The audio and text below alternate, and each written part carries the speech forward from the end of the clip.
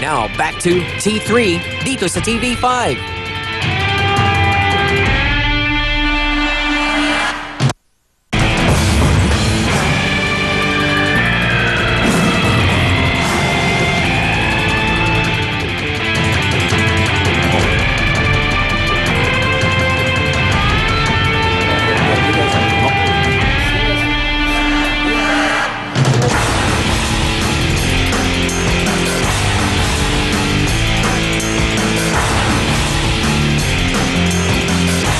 Isang nanay ang lumapit dito sa atin sa caravan.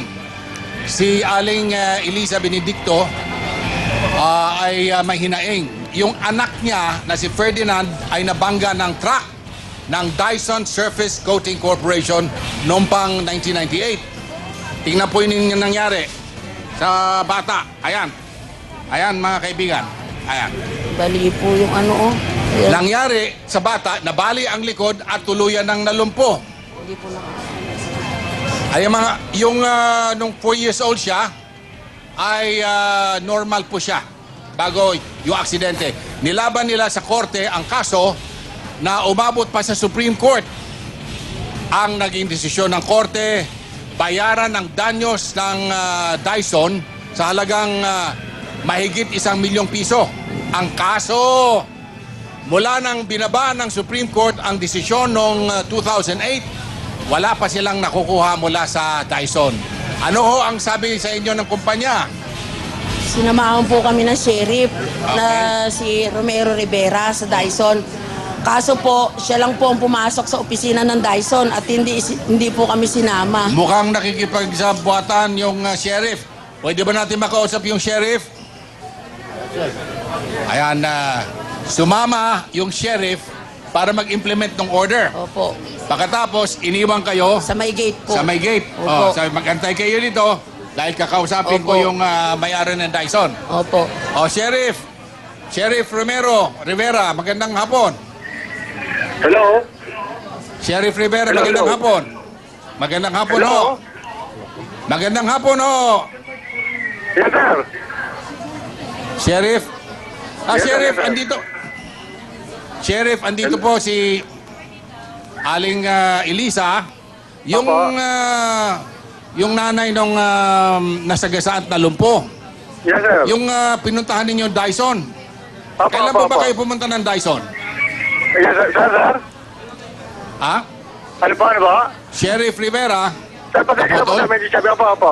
Yes, sir. Naputol, Sir, Maki. Opo, Naputol. Dyson. ngayon na nag-antay kayo, gaano nyo katagal inantay si Pwede ako Sheriff magsalita?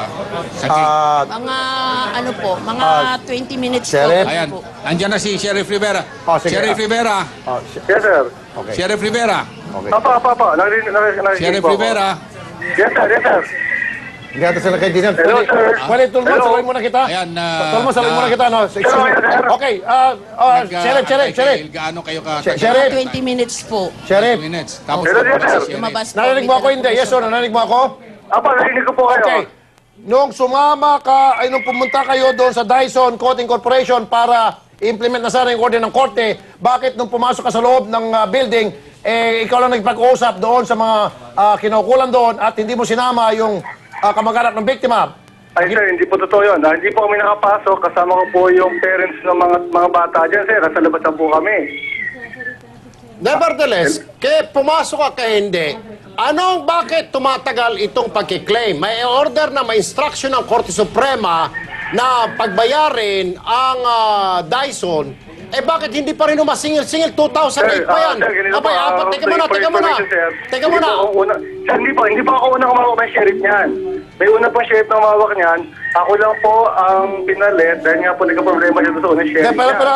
alam mo, Sheriff, dapat ganitong ginawa mo. Makinig ka, ha? Kung meron kang Yes, sir. cotton buds dyan, linisan mo ang tenga mo. Trabaho mo, hanapin, dahil may order ng korte, hanapin mo yung mga assets ng kumpanya, tapos papatawan mo ng garnishment yan. Sir, nag-organize po kami dyan at meron po kami tinatak na real property sa Caloocan. O, nasaan na? Bakit? Sir, Ano na po rin? yung kaya na, the problem is yung property, nakalihin po yun, nakasala sa BCI. Kausap namin niya, meron po sa representative. Kausap namin yung lawyer niya. O sige, sabi nga, Tolmon, Tolmon. Sandali. Anong mga property ang mga nalin?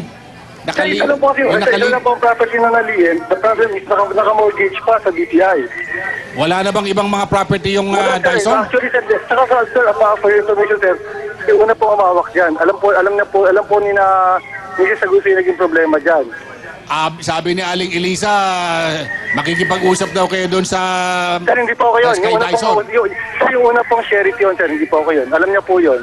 Sino ba si Rivera ba ang kausap ninyo? Opo, nung sumama po. Sumama, sinamahan mo pala sila sa Dyson, ikaw naman, Kasama po sila doon, sir. Kasama sila, hindi kami nakapasok. Kasama po Hanggang sila gate doon lang sa po. mismong property. No, kasama mo sila pero hindi mo sila pinapasok.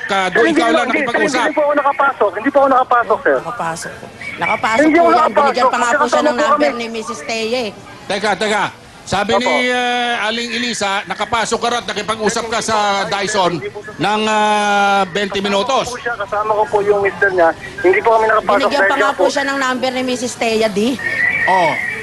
Si Teo, Sino ba nagsasabi ng totoo sa inyo? Sir, hindi po kami nakapasok. Magkakasama po kami tatlo. Imposible po kami makapasok. Kasi nga po, hello, Nang sir. lumabas po siya, binigyan po kami ng number ni Oo. Mrs. Sir, Teye, hindi di. kami nakapasok. Nasa labas na kami. Hindi kami nakapasok. In the first place, sir.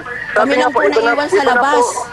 Iniwan mo raw sa labas. Magkakasama Iyon po tayo. ang totoo, iyon po ang totoo. Magkasama Kayo po tayo pumasok doon. mga 20 minutes. Ako, hindi ako nakapasok. Opo, kasi mga sabi 20 niya, minutes Dyson nang yun. bumalik po kayo.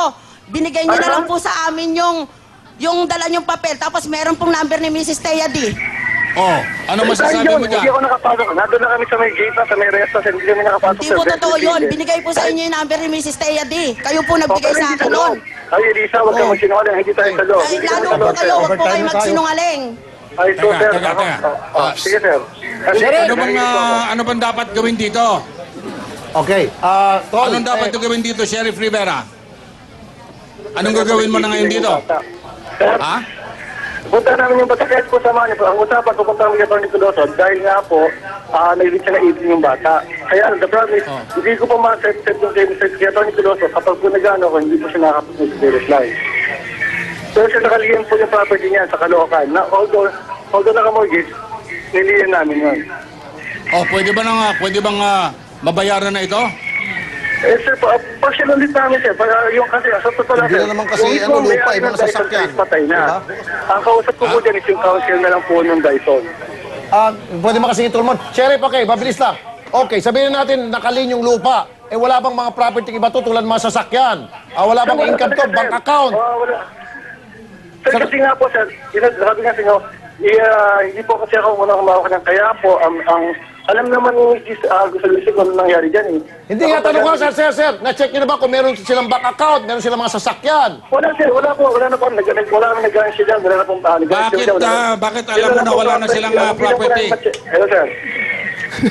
Bakit alam mo wala na silang property? Papalokot ako, sir. Hello. Alubat na no. Lobat na. Hello, sir. Okay, Tolmon, wala na tayong oras, medyo overtime na tayong konti. Babalikan natin si Sheriff Tolmon para panagutin yan. And then, of course, kakausapin natin yung mga taga-korte para sabihin natin na itong sheriff nila wala palang ginagawa, tatamad-tamad. Ano po? Tolmon. Tamad talaga. Kuminsan kaya nga, di ba, binubugbog sila ng mayor. Bueno, Okay, yung Ay. sa Davao.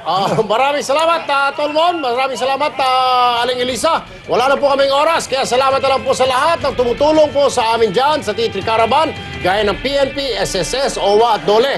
Thank you very much po. Yan po ang 30 minutong aksyon na mismo. Magandang hapon ako po si Rafi Tulfo. Sa ngalan po ni Tolmon, ni Tolben, abay ako po si Erwin Tulfo. Hanggang bukas mga kapatid, ito ang pader ng serbisyo publiko. T3, ang bumangga. Diba? Sumbungan ng bayan, ang tunay na sandigan. Mahirap o mayaman, walang kinig